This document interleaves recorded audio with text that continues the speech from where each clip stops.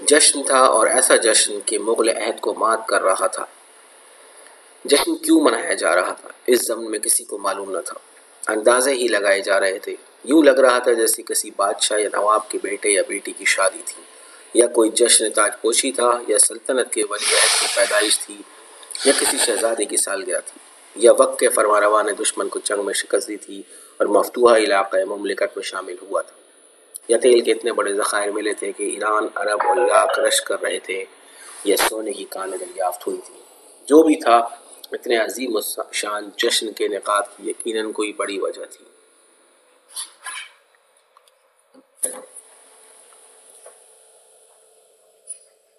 پورے ملک سے سیاستدان، عمائدین، عسکری شخصیات، منتخب ایوانوں کے معزز ارکان، سردار، جاگیردار، صنعتکار، غیر ملکی سفیر اور دوسری مملکتوں کے نمائندے تقریب میں مدعو تھے۔ خوشی کے اس موقع پر قیدی رہا کر دیے گئے تھے، سزائے موت کے مجرم چھوڑ دیے گئے تھے۔ 3 دنوں پر مشتمل اس جشن کی کوریج کے لیے عالمی میڈیا کے نمائندے بھی بلائے گئے۔ پہلے دن ملک کے حکمران نے تمام مہمانوں کے لیے ایک ایسی ضیافت کا اہتمام کیا جس کی نظیر ماضی میں تھی نہ حال میں، اور مشکل ہے کہ مستقبل میں بھی ملے۔ خدام سینکڑوں کی تعداد میں کھانا پیش کرنے پر مامور تھے۔ کوئی مشروب ایسا نہ تھا جو موجود نہ ہو۔ گوشت کی اقسام لاتعداد تھی۔ اونٹ، گائے، بکری، مرغی، کبوتر، تیتر، بٹیر، چکور، بطخ، ٹرکی، ہرن اور خرگوش کا گوشت طرح طرح کی تراکیب کے ساتھ پکایا گیا تھا۔ پلاؤ اور کباب پکانے کے لیے سینٹرل ایشیا، ترکیہ اور ایران سے باورچی منگوائے گئے تھے۔ باربیکیو کے انتظامات حیران کن تھے۔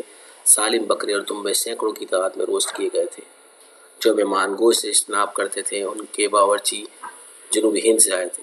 میتھی، سرسوں کا ساگ، پالک، مٹر، گوبھی، کریلا، لوبیا، آلو، کدو، ٹماٹر، چقندر، گاجر، مولی، تورئی، عربی اور دیگر سبزیاں اس ہنرمندی سے پکائی گئی تھیں، کھانے والے انگلیاں چاٹ رہے تھے۔ دالیں اس کے علاوہ تھیں۔ ڈوسا پکانے کے لیے باورچی چنائے بنگلور اور کٹر سے منگوائے گئے تھے۔ مچھلی اور جھینگے کینیڈا اور الاسکا سے خاص اس موقع کے لیے درآمد کیے گئے تھے۔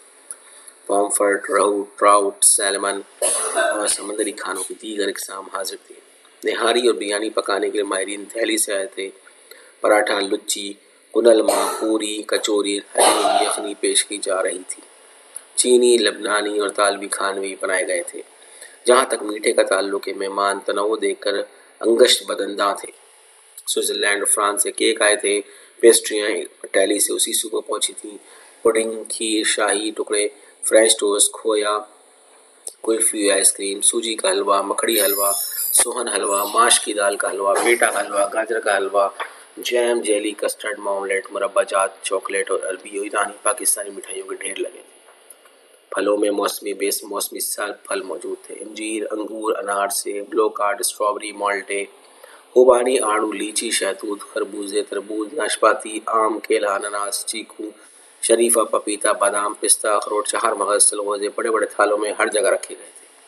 باوردی بیریں، کافی، چائے، گرین ٹی اور کشمیری چائے لوازمات جھک جھک کر پیش کر رہے تھے۔ اس بے مثال عالیشان ضیافت کے بعد میزبان ملک کے حکمران نے ایک زبردست تقریر کی جو خطابت کا بہترین نمونہ تھی اور جس میں مہمانان گرامی کا شکریہ ادا کیا گیا۔ جشن کے دوسرے روز مہمانوں کے لیے کھیل تماشے اور مختلف علاقوں کے رقص دکھائے گئے۔ خٹک ڈانس، لڈی، بھنگڑا، لیور ڈانس، پیکاک ڈانس اور ڈنڈیا ڈانس کے مظاہرے ہوئے۔ موسیقار ملک کے موجود تھے۔ مہمانوں کی تفریح دبا کے لیے دنیا بھر کے گیت گائے گئے۔ مہمانوں نے بھی رقص کیا۔ تیسرے جشن کا نقطہ عروج تھا۔ دعوت عام تھی۔ ہر ضلع میں، ہر تحصیل میں سرکار کی طرف سے عوام کی دعوت کی گئی۔ پورے ملک کے لوگوں نے اس بے نظیر و بے مثال دعوت میں شرکت کی۔ کوسوں تک کھانے کے ٹیبل لگے ہوئے تھے، شاہراہوں پر دسترخوان بچھے تھے۔ عوام کی توجہ پلاؤ، قورمے اور مختلف قسم کی شیرنی سے کی گئی۔ آخری یعنی تیسرے روز ڈھلتی شام کے وقت ملک کے حکمران اعلیٰ نے تقریر کی جو ملک کے عوام کے علاوہ ساری دنیا میں نماک سے سنی گئی۔ اس ابتدائی تقریب میں میزبان حکمرانوں نے جشن کا سبب بتایا۔ تقریر سے پہلے قومی ترانہ گایا گیا اور پھر حکمران اعلیٰ نے تقریر کی۔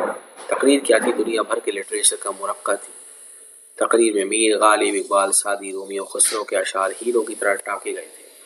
حکمران اعلیٰ نے جشن کا سبب بتایا کہ معاشی میدان میں ملک نے قابل رشک ترقی کی ہے۔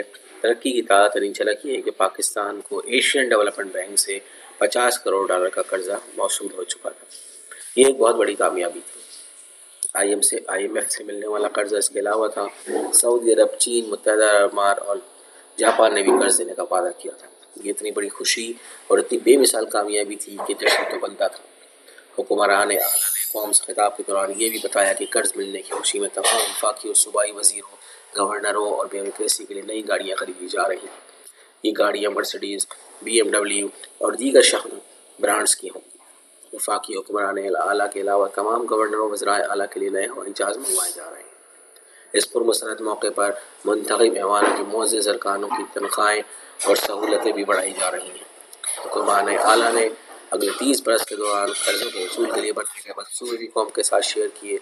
اہداف میں وہ ممالک خاص طور پر شامل کیے گئے تھے جنہوں نے ابھی تک کوئی قرض نہیں دیا ہے۔ سفارتی سطح پر اس ناانصافی اور سرد مہری پر احتجاج کیا جائے گا۔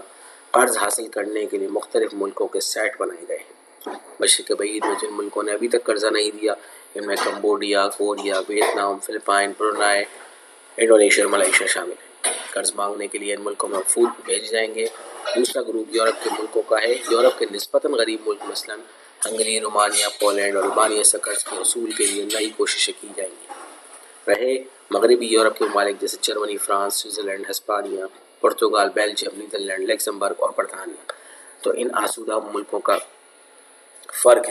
فرض ہے کہ پاکستان کو زیادہ سے زیادہ قرض دیں اور آسان شرائط پر دیں۔ Lithuania, Denmark, Norway, Sweden, Finland اور آئس لینڈ پر مشتمل ایک الگ گروپ ہے۔ انہیں احساس دلایا جائے گا کہ پاکستان کو قرض نہ دے کر وہ اپنا نقصان کر رہے ہیں، بلجبکہ عقل مند ممالک اس آفاقی حقیقت سے بخوبی واقع ہیں کہ پاکستان کو قرض دینے والے ملکوں کو دنیا اور آخرت دونوں میں کامیابی نصیب ہوگی۔ خوش لباس بیوروکریٹس کا ایک ہوشیار اور چرب زبان طائفہ Chad, Malawi, Botswana, Niger, Senegal, Ethiopia, Somalia اور مڈغاسکر کو روانہ کیا جائے گا۔ یہاں سے ملنے والا قرض خوشی کی تقریبات و تفریح کے لیے بروئے کار لایا جائے۔ مشرق وسطیٰ کے ممالک پہلے بھی مدد کر رہے ہیں، تاہم ان سے گزارش کی جائے گی کہ امدادی رقوم میں اضافہ کریں۔ اس تاریخ خطاب کے آخر میں حکمران اعلیٰ نے قوم کو ایک اور خوشخبری کی خبر دی۔ قومی پرچم میں چاند اور ستارے کے ساتھ کشکول کی تصویر کا اضافہ کیا جائے گا۔